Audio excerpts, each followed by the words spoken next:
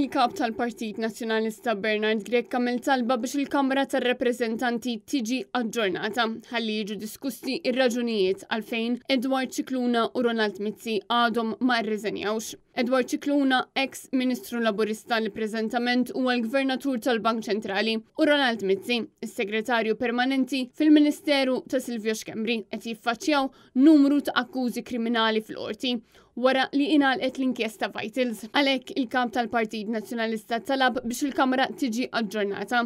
Kif dawn iż-żminijiet delikati hemm il-bżonn li tiġi diskussa ir-riżenja tagħhom mill-aktar fis possibbli. F'dan il-mument dan il-pajjiż għandu dritt u l-poplu Malti u Awċi għandhom id-dritt li fil-Kamra tar-Rappreżentanti, il-Kamra li tirrappreżenta lill poplu Malti u Awċi ikun hawn diskussjoni dwar min qiegħed propju jokkupa rwol importanti fil-pajjiż fil-waqt illi għaddej ħajkun qed jgħaddi minn proċeduri kriminali għal akkużi serji ħafna. Kemm Cicluna kif ukoll Mizzi sal-lum għadhom qed jokkupaw karigi pubbliċi minkejja li dawn qed jiffaċċjaw akkużi li f'pajjiż normali kienu jwasslu għal riżenji immedjati.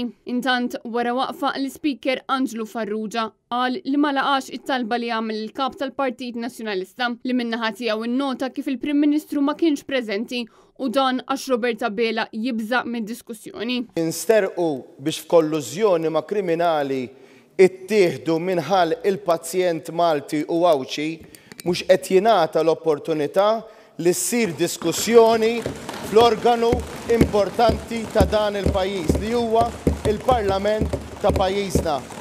Fid-dawn ta' din id-deċiżjoni bħala simbolu tal-aħħar żviluppi brabta ma' sterqa ta' 400 miljun euro ta' 3 isptarijiet twadbu kopji ta' flus kontanti f'nofs il-Kamra tad-Deputati.